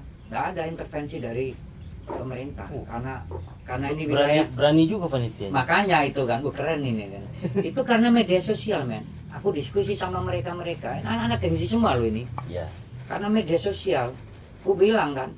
Aku pernah diskusi kok dapat pendidikan politik, nggak tahu om gitu kan. Dia bilang gitu, nggak tahu. Artinya bahwa dia berkawan dengan, makanya arus balik ini sangat fungsi gitu loh.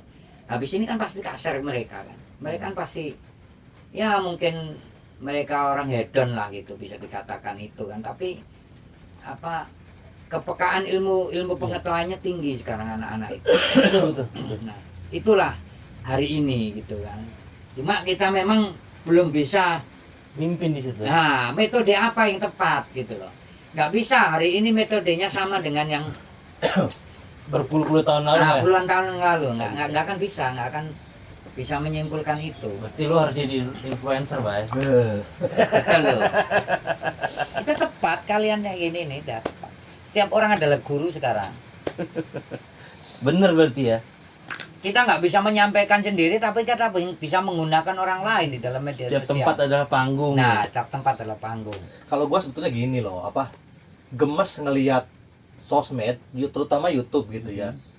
Kok yang seolah-olah yang punya cerita, yang punya gagasan, itu cuma elit-elit, orang-orang besar. Yang diwawancarain kan mereka-mereka itu kan. Maksud gua banyak loh rakyat, pimpinan-pimpinan gerakan yang wawasannya bagus, jauh lebih hebat daripada elit-elit itu. Elit-elit itu kan nggak pernah bersentuhan sama masa kan.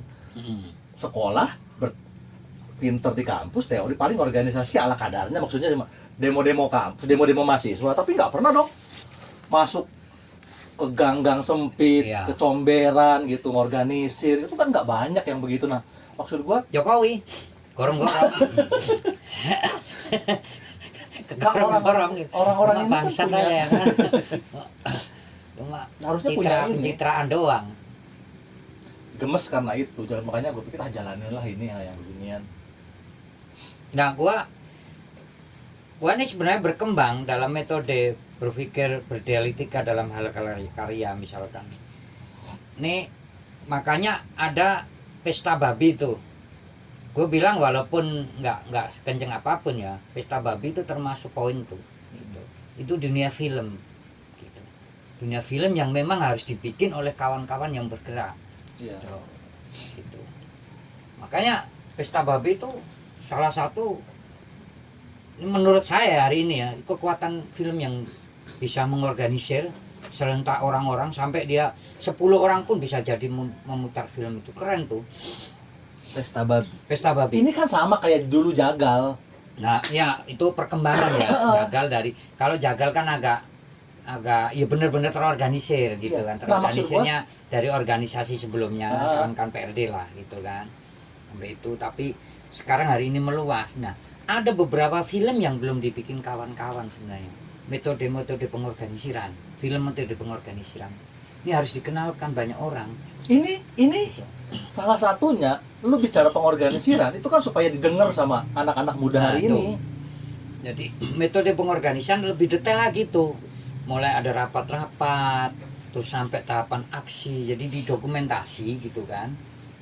Jadi hasil rapat, hasil pengorganisiran yang dulu cuma ngopi atau mabuk atau apa gitu kan, sampai pada tahapan levelisasi yang lebih tinggi, ngikutin pendidikan politik, ngikutin diskusi, ngikutin aksi gitu. Sampai bagaimana bisa menyentuh orang yang dulu tidak tahu apa-apa sampai bisa memegang organisasi. Iya. Ini harus difilmkan nih. Gitu. Dan ini banyak terjadi sebenarnya. Gitu. Aku berharap ada kawan-kawan, aku sendiri juga mau menyentuh ke kawan-kawan itu. Ini targetku untuk mengorganisir ya anak-anak film gitu. Masuk di dunia itu supaya mereka bikin film. Iya. Gitu loh. Kalau ngomongin tokoh banyak nih sekarang aktor gitu. Nggak perlu sekolah aktor. Gitu. Di dunia aktor sekarang banyak gitu. Tinggal nyomotin aja beberapa kawan-kawan yang dulu memang bergerak, sekarang diaktifkan lagi, bikinlah film pengorganisiran gitu. Tuh. Itu nggak ada juga tuh. Bikin film lah misalkan CMD gitu kan dulu. Ya. Duitnya kagak ada. Ya, ngomongin duit ya kan. Iya. Tapi bisa bikin arus balik ya kan. Nah, Ya ini kan nggak gede lah kalau film mah. Aduh. Nggak, tapi gini loh, maksud gua ini kan sama nih. Kenapa ini penting? Bukan karena ini kita kerjain harus balik, itu bukan. Maksudnya ini penting karena bisa ngelihat siasat zaman dulu, kayak tadi korelasinya ke pesta babi.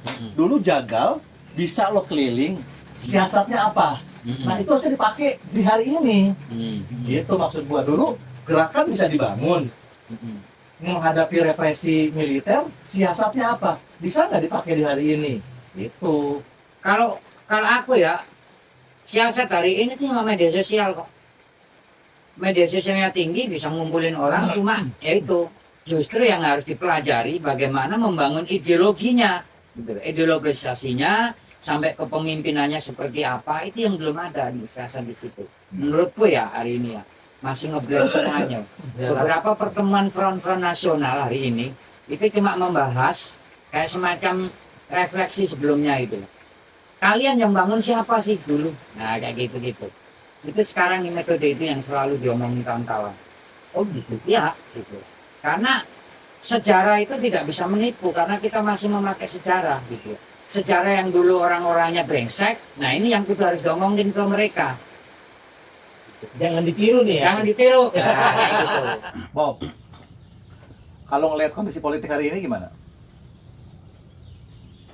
Politik hari ini tuh gini, ini bahasaku ya. Sebenarnya situasinya mencekam. Mencekam itu sangat represif. Otoritarianisme, represif kan otoritarianisme. Otoritarianisme itu kan bisa dikembangkan macam-macam. Iya. Gitu. Rejim ini lagi membidik orang-orang yang berani dengan metode-metode melawan, terus media sosial gitu. Yang paling tinggi kan mereka memberangus media sosial. Ya. Makanya 2025 kemarin itu kan banyak jebakan-jebakan media sosial yang anak-anak itu di penjara. Oh. Itu kan cuma jebakan tuh. Akunnya siapa gitu kan, tiba-tiba mereka nge-share des itu yang terjadi kemarin itu kan. Ribuan orang yang dikriminalisasi itu kan karena copy paste menyebarkan apa media yang itu sebenarnya media dibikin oleh buser-busernya rezim itu gitu, untuk nangkapin itu yang terjadi kan.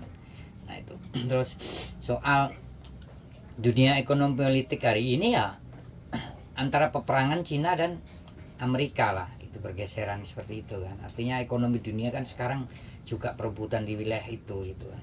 Sama-sama kapitalis sebenarnya.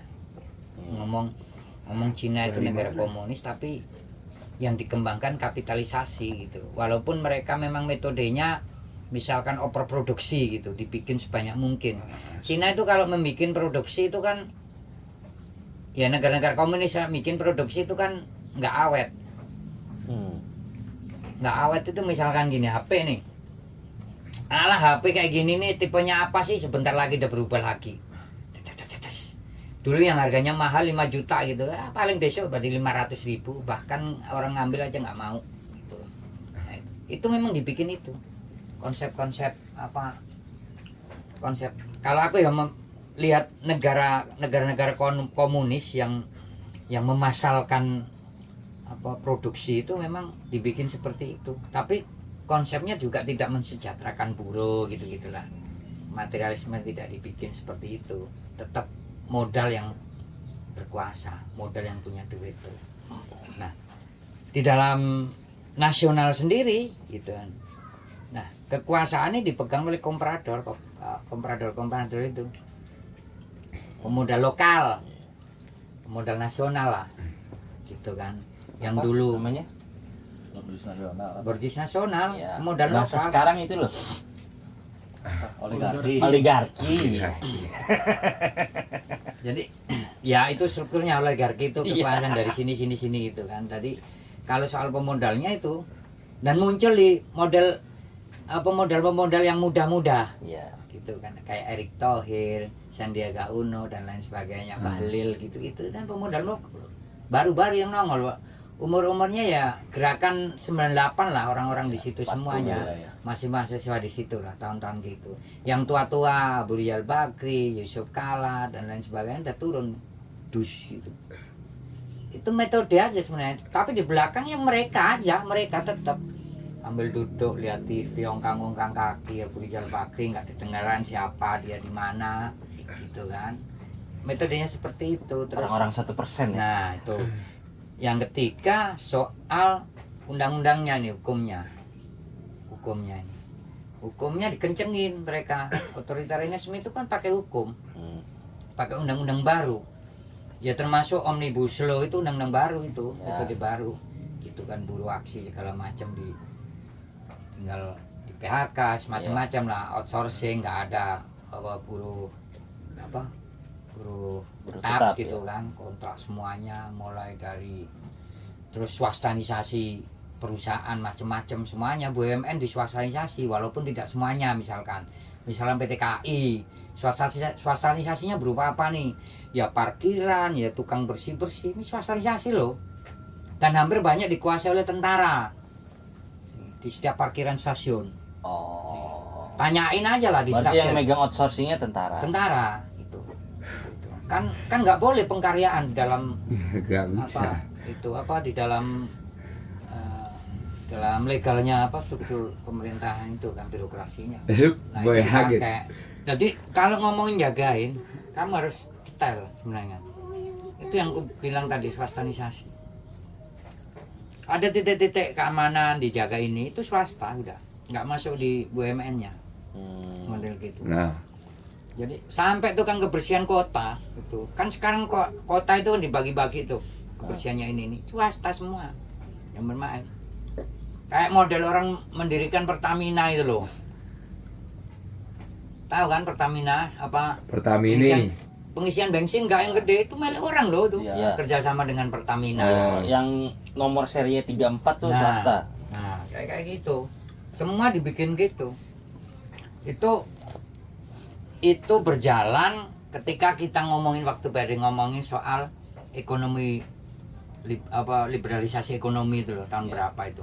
Kayaknya pas zaman Megawati 2002. Nah, itu sampai berkembang sekarang dan tertata rapi.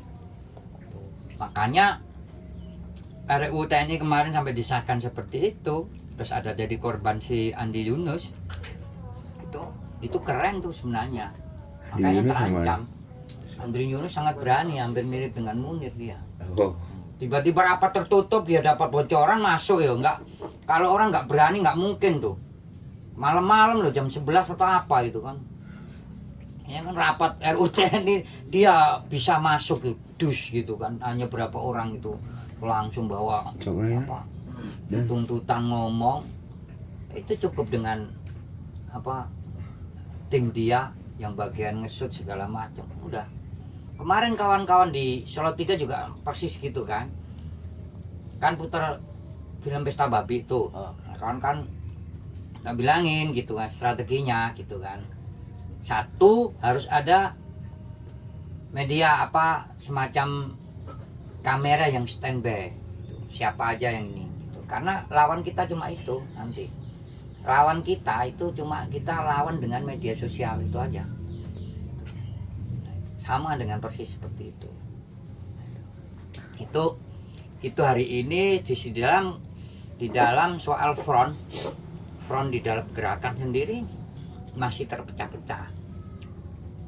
Metodenya masih menyatukan gimana metode untuk bisa menjadi kekuatan yang memimpin. Iya. Jadi gerakan nasional ini sebenarnya kan hari ini tidak ada yang memimpin nih, gitu kan. Semacam kayak kemarin tuh kan, dus aksi ribuan orang bahkan jutaan tuh, dipukul dus. Akhirnya advokasinya Nggak ada. LBH doang gitu-gitu. Advokasi sekarang itu kan meluas advokasi, cuma kan habis. Iya. Ngelawannya nggak ada, kita disibukkan dengan advokasi doang gitu kan. Karena nggak ada organisasi yang mimpin lah. Nah itu salah satunya gitu kan. Contoh Andri Yunus lagi, kok tiba-tiba TNI yang menyimpulkan gitu kan. Padahal ada 16 mereka yang mau membunuh Andri Yunus itu kan.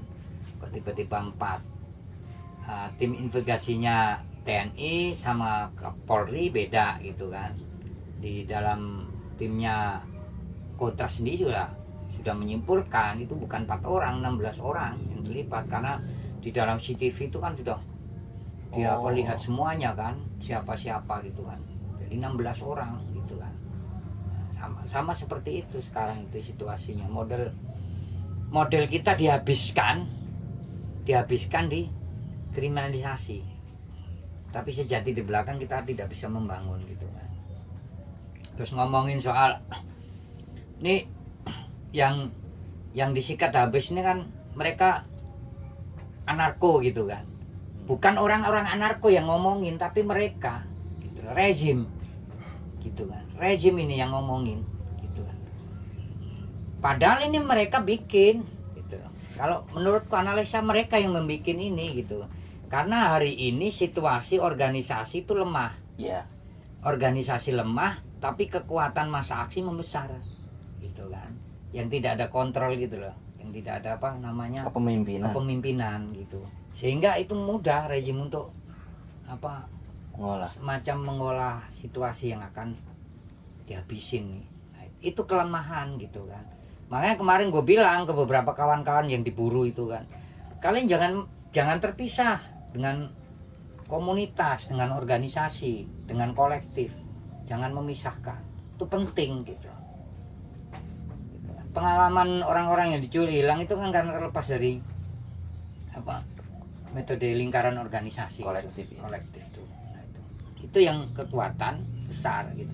Sampai aku mencontohkan kenapa Tukul beda dengan Iwan Fals, dengan Rendra, dengan beberapa artis lah gitu. Karena Tukul itu berorganisasi, men. Mereka itu artis-artis ini nggak berorganisasi gitu kan. Cuma karyanya aja, karyanya bagus sebenarnya, karyanya menggugah gitu. Siapa sih orang yang mendengarkan musik ini nggak bisa nangis, nggak bisa marah, kan bisa gitu. Cuma kenapa dia nggak menjadi target gitu kan? Karena nggak ada basis organisasinya. Oh. Gitu. Nah, Kalau berorganisasi lah, kolektif itu yang bikin. Kalau Nah, Tukul nggak ada organisasi mungkin nggak hilang. nggak hilang mungkin, Nggak hilang. nggak akan hilang gitu. Karena sama dengan waktu ngomongin Lekra dengan PKI Gara-gara gitu loh. Lekra musik dengan pabriknya PKI. Arto sih dia. Nah, Seritet dimogokin. Lekra dengan PKI gitu kan. Karena Lekra dihabisin karena berorganisasi, karena ada partai revolusioner di saat itu gitu, ngikut gitu. Itu karya-karyanya sering kita diskusikan di Sebumi.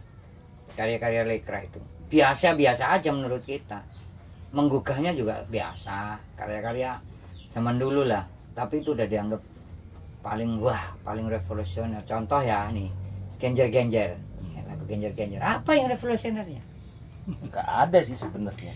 Cuma kenapa ditakutin? Karena dipakai PKI. Nah, itu kan. Terus ngomongnya dulu Genjer itu identik dengan orang miskin, Ya. gitu kan. Orang nggak bisa bikin sayur, di kanan kiri tuh Genjer semuanya itu dibikin sayur. Itu nggak bisa nyamain company, nggak bisa nyamain government, iya. Sampai makan pun nggak bisa nasi itu padi itu sangat Mewah ya. mewah di saat itu. Orang itu cuma mangan tiwul, nasi pun nasi aking, nasi apa akik apa, Beras kering. beras kering, Nasi kering. nasi kering gitu kan. Beras kupon, Beras kupon, itu beras kupon kesini zaman dulu beras kutu. sampah ding, gitu. Beras yang sudah nasi yang udah dibuang, dipepe, dijemur lagi ya kan, habis dijemur direbus lagi yang jadi nasi gitu. Itu kan, ketela, singkong gitu kan. Cuma itu yang diberikan oleh penguasa, kamu makan ini, makan telo, jangan makan nasi gitu. Itu yang dikasihkan mereka. Nah, itu situasi hari ini seperti itu. Di dalam rakyat pun misalkan nih ngomongin soal basis siapa sih yang mendapatkan bos, siapa sih yang mendapatkan PKH, siapa sih yang mendapatkan apa semacam Lansia dan lain-lain. ya itu kan, semuanya yang mendapatkan pasti pegang HP, Ya. semua yang mendapatkan pasti punya motor. Ya. Nah, beda dengan dulu kan. Tapi di dalam konsep pemerintahan yang mendapatkan itu yang nggak punya apa-apa. Misalkan rumah itu lantainya masih Iya, tanah. harusnya nggak iya. ada sekarang. Nggak ada. Gitu loh. Nah, itu harusnya dirubah. Harusnya berdasarkan penghasilan dong. Ya. Sekarang tuh banyak rumahnya gede, tapi penghasilannya lemah. Anak cucunya sekarang utang tuanya udah meninggal, dia nggak kerja, banyak tuh. Betul. Itu juga berhak mendapatkan subsidi, harusnya kayak gitu. Nah itu yang tidak dirubah oleh pemerintah. Iya, kalau nggak salah PKH itu listrik harus 450 watt. Di Jakarta mana ada? Nggak ada, udah 500, 900, 900 minimal. 900. Itu kan zaman dulu, Iya. nggak dirubah. Yang itu yang wajib yang bisa sekolah di SR. Tuh, Bob, gua ada yang ketinggalan terakhir nih. Si Bagus dikirim ke Bandung itu kenapa? perluasan. Perluasan. Tapi nggak pakai nama SPI dia. Emang kita bikin semacam apa grouping di wilayah masing-masing sesuai dengan nama mereka masing-masing, tapi dalam koordinasi dengan SPI dong. Oh, oke. Bandung kan adalah SBR itu cuma bertahan kalau nggak 1 tahun apa 2 tahun lupa aku. 2 tahunan lah. Nah itu, dan waktu itu sekrenya aku beberapa kali ke sana. Oh, masa sih? Gua nggak pernah ketemu lu ya? Ya kan aku nggak Sekrenya kan penting. di Di atas gunung. Iya Cicahem atau Bukan. Deket IKIP itu loh, iya. Iya. dekat kampus Iya, IKIP. IN. Ya apa itu Iya, kan iya, pastinya di situ. Iya, iya. Nah dulu itu sama anak-anak Pasir Luyu. Cicahem Pasir Pasir Luyu. Pasir Luyu, tahu kan Pasir Luyu? Tahu, tapi gua tahunya sekrenya yang di iya di atas itu atas gunung. Ah. Mm-mm. Tuh. Ciberem apa Cicahem Cicahem ke sana. Jadi Ah, awalnya, Cicahem. ini awalnya nih, Ciberem anak-anak pengamen Pasir Luyu itu datang ke Jogja. Ya biasa metode Betul, kan Cicahem, Igor masih Ciberem. pakai metode Aku. SPI. Wisata-wisata itu Malioboro kan besar tuh pengamen. Ketika musim liburan datang pasti pengamen ngumpul ke sana. Nah itu tugas kita untuk ngumpulin teman-teman yang dari beberapa kota, nggak ada transit gitu kan.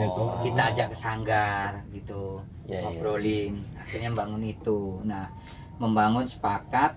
Akhirnya kita merekomendasikan bagus untuk dideploy ke Bandung gitu dengan nama ya sesuai terserah kalian gitu. Maka namanya SP kan nggak sama semua nih ya. Kalau di Solo itu ada Kompi, di Sragen Kompi sih, di Solo anterin Kompi Setapa lupa aku. Terus di Magelang itu beda lagi. Jakarta Di sempat Magelang beda lagi. HPI. Jakarta HPI ke seperti itu. tempatnya toh Jadi ada strukturnya semua, ada nama-namanya. Dekat Mojokerto ada sih. SPM, Serikat Pengamen Mojokerto, Surabaya ada SPS, Serikat Pengamen Surabaya, Serikat Pengamen Krian, gitu, Serikat Pengamen Jombang. Taktiknya Kediri. kayak Smith zaman dulu. Tuh. Itu pas Udah, Kongres jangan datang dia. semua tuh. Laporan. tempatnya dia nggak Ada laporannya, men. ngomong di Parung KMK loh, Bang. KMK itu. Nah, itu kalau di film kan keren tuh. Orangnya datang semuanya udah hitam-hitam nggak karu-karuan. Udah ngumpul itu ini. bau semua.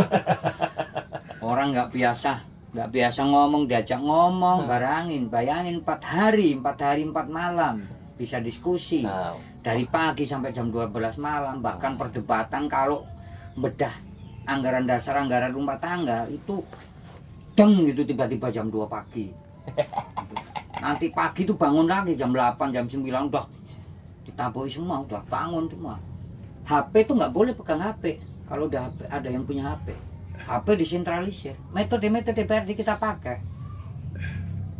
Nggak ada yang komunikasi dengan luar, nggak ada. Semuanya udah disentral semua. Gitu. Jadi metodenya sama dengan kawan-kawan sebenarnya.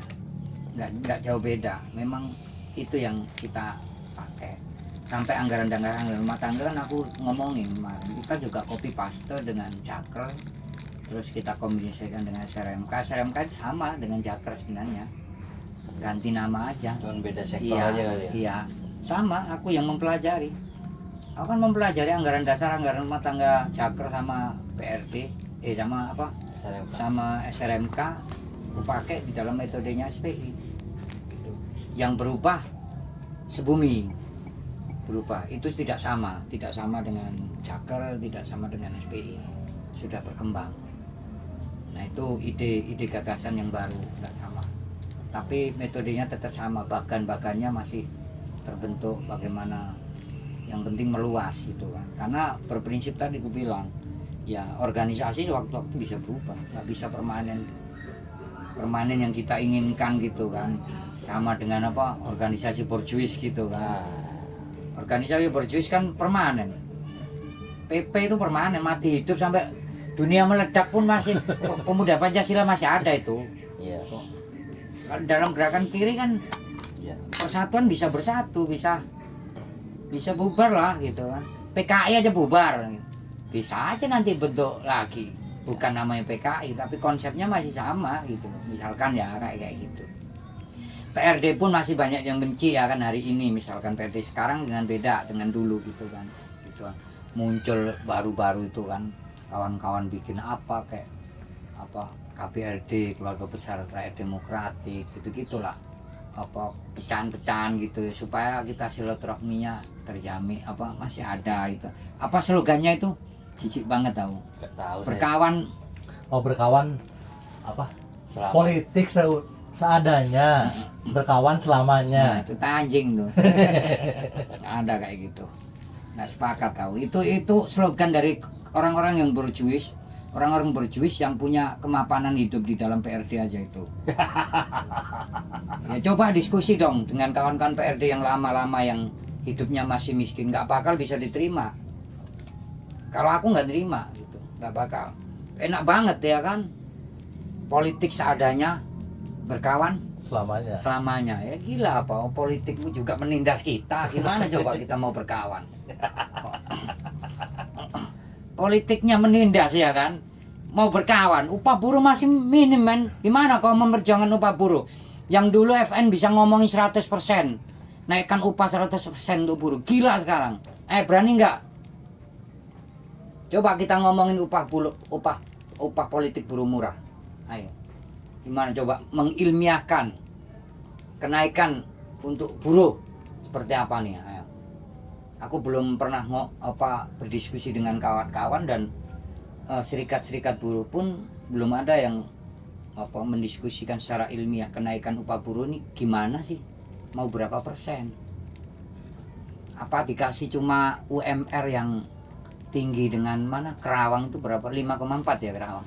Jakarta apa ini? Sama sekarang Terus Jakarta. itu sama. Apakah itu cukup? Kalau ngomongin itu naik berapa persen tuh? Itu aja usulan siapa? Ya buru-buru moderat itu. Saya Iqbal itu KSPI sama KSPSI yang ngomongnya udah disusupin oleh kawan-kawan, tai kucing. Disusupin tapi kalau ada keuntungan dia ya mau ya, kalau nggak ada keuntungan gitu. Keuntungan yang diomongin bukan upah buruhnya sejatinya. Harus naik dong. Nggak tahu berapa lipat itu. Kalau dulu FNPBI ngomongin waktu itu kan 100% kan. Gila itu. Betul itu. Sekarang kalau bisa 100% men. Gimana ngomongin soal kebutuhan layak hidup tadi? Ngomongin layak hidup ya. Hidup layak. Hidup layak itu kan. Orang itu ini kebutuhan primer loh sekarang. Ya. Bukan hanya nasi. Gitu kan. Nah, gimana ngomong hidup layak? Ayo. Sepeda motor itu juga kebutuhan primer sekarang. Gitu. Coba anakmu sekolah nggak pakai sepeda motor atau nggak bawa HP, SMA aja lah atau SMP. Bayangin anakmu SMP nggak punya HP atau nggak punya sepeda motor. SMA, apalagi SMA.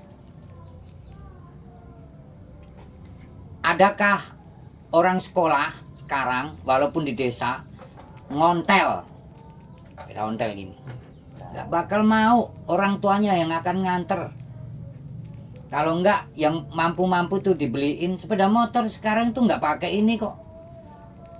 Nggak punya duit bisa ngambil sepeda motor. Iya kan? Nah, itu loh. Ayo gimana coba merasionalkan upah layak bagi buruh. Upah.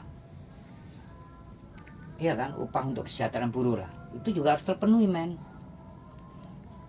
Nah, itu. Oke. Kita sambung lagi nanti.